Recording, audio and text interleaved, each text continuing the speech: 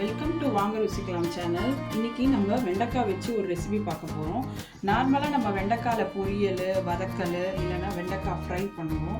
இன்னைக்கு நான் வெண்டைக்காய் வச்சு துவையல் பண்ண போகிறேன். வாங்க வெண்டைக்காய் துவையல் எப்படி பண்ணலான்னு பார்க்கலாம். இதுக்கு ஒரு 1/4 கிலோ வெண்டைக்காய் எடுத்து இந்த மாதிரி பொடியை கட் பண்ணிக்கோங்க.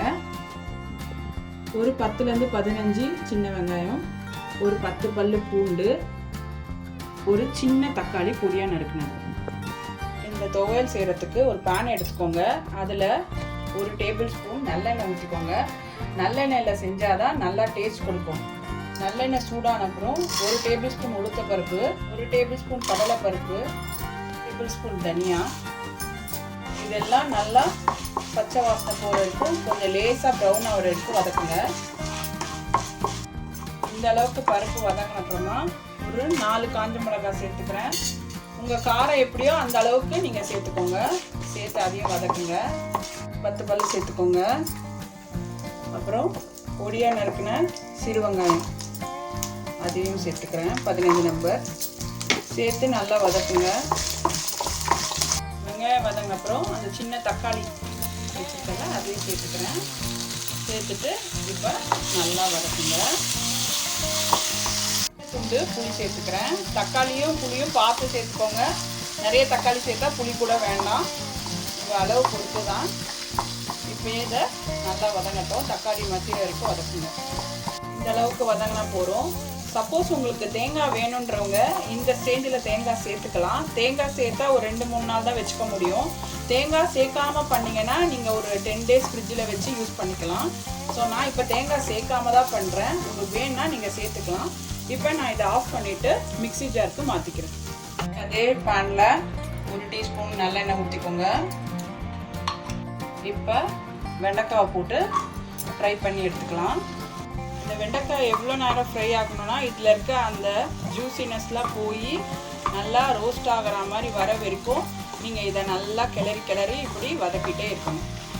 அந்த மாய்ஸ்டர்லாம் போய் நல்லா வறண்டு வரணும். பாருங்கள், வெண்டைக்காய் இந்த அளவுக்கு நல்லா வறுத்துக்கோங்க. மாய்ஸ்டர்லாம் போயிடுச்சு, நல்லா க்ளீனாக இருக்குது பாருங்கள்.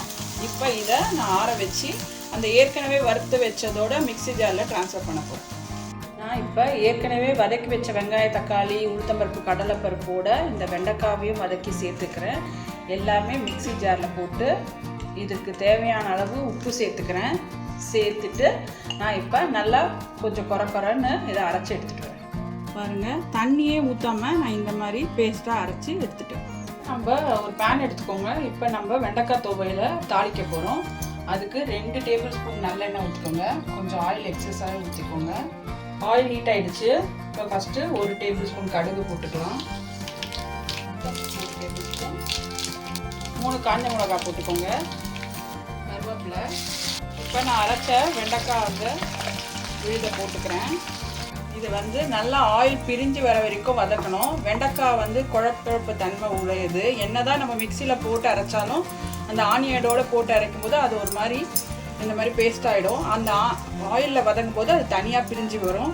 ஸோ அது வரைக்கும் நம்ம வதங்கணும். பாருங்கள், ஆயில்லாம் உடம்புல பிரிஞ்சு வந்துடுச்சு. நம்மளுடைய வெண்டைக்காய் துவையல் ரெடி ஆகிடுச்சு. நான் இப்போ இதை பவுலுக்கு ட்ரான்ஸ்ஃபர் பண்ணிடுறேன். இந்த துவையல் கிட்ஸ்க்கு லஞ்ச் பாக்ஸில் கூட நீங்கள் தயிர் சாதத்தில் கொடுக்கலாம். இப்போ ஸ்கூல்லாம் திறந்துடுச்சு. ரொம்ப ஹெல்த்தியானது. பொரியல் டைம் இல்லைன்னா நீங்கள் இந்த மாதிரி துவையலாக கொடுக்கலாம். இது இட்லி, தோசை, சாதம் எல்லாத்தோடையும் சாப்பிட்லாம். கண்டிப்பாக இந்த துவையலை எல்லோரும் ட்ரை பண்ணுங்கள். வெண்டைக்காய் துவையல் பாருங்கள், ரெடி ஆகிடுச்சு. பவுல்லேயே வச்சுட்டேன். இப்போ சூடாக சாதம் வடித்து அதில் நல்லெண்ணெய் போட்டு இதை சாப்பிட்டோம்னா செம்ம சூப்பராக இருக்கும். மறக்காமல் நீங்கள் இந்த டிஷ்ஷை ட்ரை பண்ணுங்கள். உங்கள் ஃப்ரெண்ட்ஸோட ஷேர் பண்ணுங்கள். நம்ம சேனலுக்கு கமெண்ட் கொடுங்க. தேங்க்ஸ் ஃபார் வாட்சிங்.